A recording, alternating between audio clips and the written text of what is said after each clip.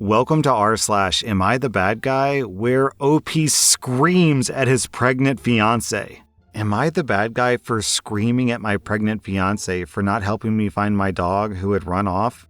My fiancé, who's 28, is currently 5 months pregnant and has been both fatigued and nauseous lately. I get why she didn't want to help me look for the dog, but I can't get over the lack of empathy and bordering selfish behavior because of this either. My dog, a heeler corgi mix, runs off at least once a week. Usually my fiancé will help me find her, but it's not without protest. I honestly didn't even know how she was getting out of our fence, so I installed cameras and found out that she was scaling the 8-foot fence. I ended up attaching spinners to the top of the fence thinking that would solve the issue, but it didn't. I brought her out today and I was playing with her when my phone rang. I was inside just long enough to grab my phone and my dog had gotten out. I immediately went to search for her, thinking that she couldn't have gotten far, but I couldn't find her anywhere. So I went back inside the house and asked my fiancé, who was curled up on the sofa, to come help me. She immediately said no. She said that she was tired of chasing the dog, that she isn't dealing with it anymore, and that I should have just been out there watching her. I explained to her that I had been watching her, and I simply stepped away for 0.2 seconds to grab my phone just inside the sliding door, and she escaped. She, again, said that it wasn't her problem, and she's not exhausting herself anymore to search for my dog. I won't even say that this was unexpected, because, as I said, in the past, she's always had a problem with helping me search, but she's never said no. She just complained about it. At first, I went and searched myself. After maybe a half hour, I came back and asked her again to come help me, and she snapped. I said no, I'm so tired of chasing that dog around multiple times a week when I'm already exhausted and throwing up constantly. I was panicking, so I yelled at her, which involved me telling her that she was a B-word who lacked empathy and that I was thoroughly disappointed with my decision to be with someone so heartless. Oh, geez. It was out of pure fear and panic on my part, and I did apologize later after I found my dog, but she said, "Go F yourself," and won't talk to me. Am I the bad guy? Everyone is on my side except my sister, who says that I'm an effing prick because it's not my pregnant fiance's responsibility to chase around your effing mutt. And she said that she would have left immediately if her boyfriend ever said what I did to her. Yo, this guy is such a bad dog owner that he lets his dog escape every single week, and then he yells at his pregnant, vomiting girlfriend that she's a B-word for not helping.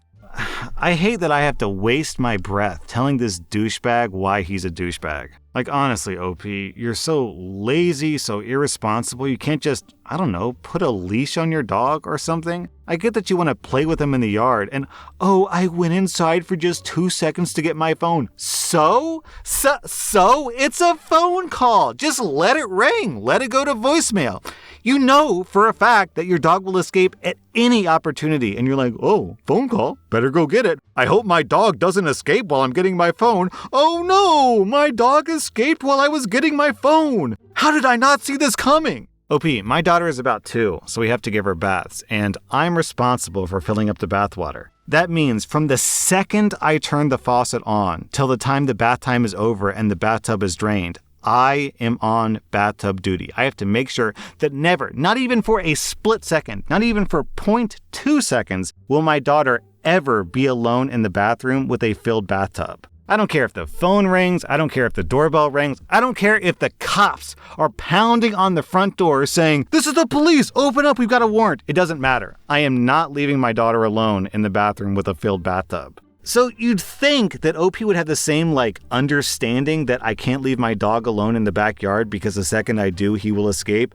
But OP is apparently too stupid to realize the one thing that every single person reading this story understands, which is the dog's going to escape, of course. OP, you're a bad dog owner, you're a bad partner, and based on this story, I think you're going to be a bad father too. I'm giving you 4 out of 5 bad guys. If I was pregnant with a man's child and he was screaming at me that I'm selfish because I won't help him look for his dog that he lost for the 100th time, I'd waddle myself out of there and dump him, man. No way am I dealing with that. I only called my pregnant vomiting fiancé a B-word because I was scared. Come on, guys, go easy on me. OP, you're a joke, man. You're a joke.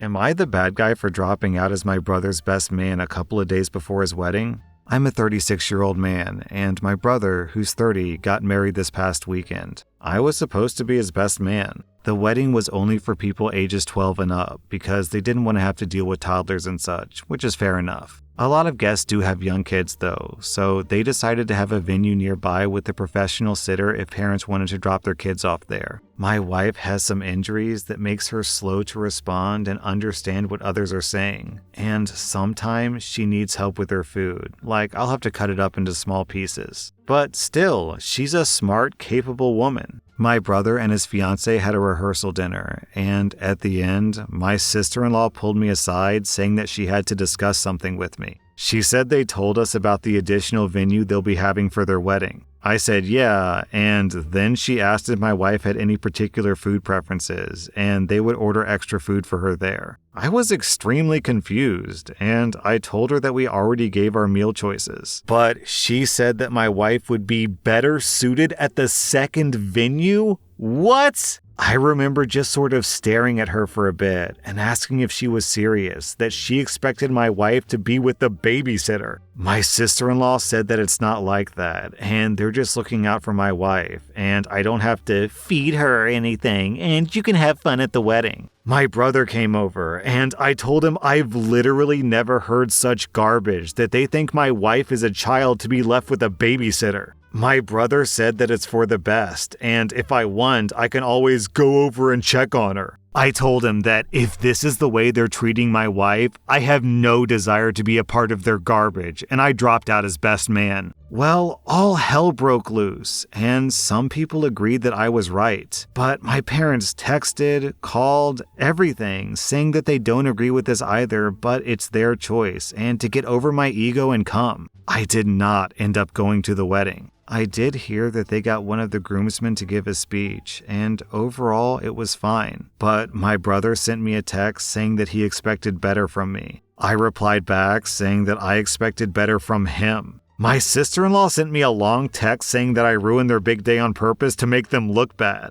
I've got to point out the irony here. These two people are hosting their wedding, and the whole point of a wedding is to celebrate the bonds of love between two people. Meanwhile, they are asking the best man of that wedding to fundamentally disrespect his own wife. Like, how can you not see the hypocrisy there? If you value marriage, then you can't expect someone to just turn around and immediately disrespect their partner. OP, you did not make them look bad. They just are bad. They're bad completely on their own without any involvement from you. What they should have said, if they were really being honest, was no kids under 12 and no disabled people. And that means you, OP's wife. OP, I'm giving you 0 out of 5 bad guys. I respect you for standing up for your wife. I'm giving your brother and sister-in-law 3 out of 5 bad guys. Super ableist, disgusting behavior out of them. Am I the bad guy for yelling at my girlfriend to stop effing eating? I'm a 26-year-old guy, and my sister, who's 23, runs a bakery business, and she's been struggling lately to keep up with the orders because she's been short-staffed. She does a lot of orders for wedding cakes that require custard or marmalade fillings, and I offered to help her out by making these fillings at home and bringing them to her so she has less work to do. Unfortunately, the past 4 times I've made these fillings, my girlfriend, who's 24, has literally dipped her fingers into the filling jars and contaminated them because, in her words, she just wanted to try some. I've tried explaining to her that she can't just dip her fingers in and contaminate the entire batch because then I have to remake it. I said that she should use a spoon and just take some out if she wants to try it so bad. But she just pouts and says that she likes using her fingers because it brings her back to her childhood. Today, I was trying to finish some chocolate custard to send it over to my sister really fast because she was running late on a wedding cake order for an important client. I told my girlfriend beforehand to not eat the custard, and if she really wanted to please use a spoon. I get out of the shower, and what do I see? She has her fingers in the custard again! I totally lost it because this is the 5th time that she has blatantly disregarded what I said. And I yelled at her and told her to stop effing eating the food I'm making because it's not for her and she's contaminating it. She started crying and got mad at me for fat shaming her, even though I made no comments on her weight and she has no history of weight issues or eating disorders. I know I was harsh, but she kept pushing my limits. Am I the bad guy? What? This is like you go to a restaurant with your friend and your friend is like, hey, those fries look good. Can I have some? And you say, sure, grab a fry. And they go, all over your fries and then eat a fry. It's like, yo, why'd you have to spit on my fries? Just grab a fry and eat it. Well, yeah, but you see, when I was 3, one time I spat on my food and it's just a cherished childhood memory. So now when someone offers me fries, I just have to spit on them because it brings me back to my childhood. So who cares about your childhood, lady? Stop contaminating the food. Also, OP, I gotta say real quick, you sound like a really, really kind and generous person. Because on the one hand, you're doing this free labor for your sister, which is a total bro move. Secondly, after your girlfriend contaminates the food, you actually remake it from scratch. I think most people, let's be honest, I think most people would have just let it go and secretly just delivered the custard even though it was contaminated with finger germs. So the fact that you remade the custard, props to you, OP.